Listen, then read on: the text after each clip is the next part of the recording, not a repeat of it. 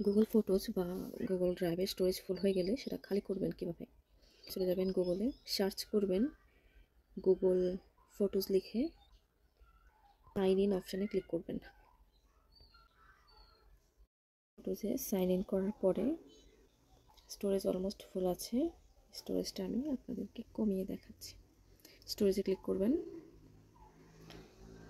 তারপরে আসবেন recover storage অপশানে। এখান থেকে লার্ন মোর অপশানে ক্লিক করবেন। দেখেন এখানে দেখাচ্ছে recover some storage by switching existing photos and videos.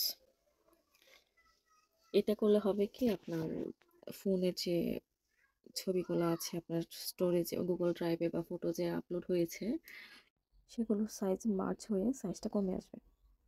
এখানে একটা রাইট মার্ক করে দিবেন, compress existing photos and videos, এটাতে ক্লিক করবেন। কম্প্রেসিং হচ্ছে। আমরা সাধারণত ফোনে যে কোয়ালিটিতে ছবি তুলি সেটা সরাসরি গুগল ফটোজ বা ড্রাইভে আপলোড হয়, এতে ছবির সাইজ অনেক বড় থাকে। কম্প্রেস করার মাধ্যমে শুধু সাইজটা ছোট হবে আর ছবি বা ভিডিওর কোয়ালিটি খুব একটা খারাপ হবে না। গুগল ফটোজের স্টোরেজ রিকভার অপশনের মাধ্যমে আপনারা স্পেস খালি করতে পারবেন বা স্টোরেজ যেটা ফুল হয়ে আছে আপনার জিমেইলের সেটা এই অপশন থেকে খালি করতে পারবেন।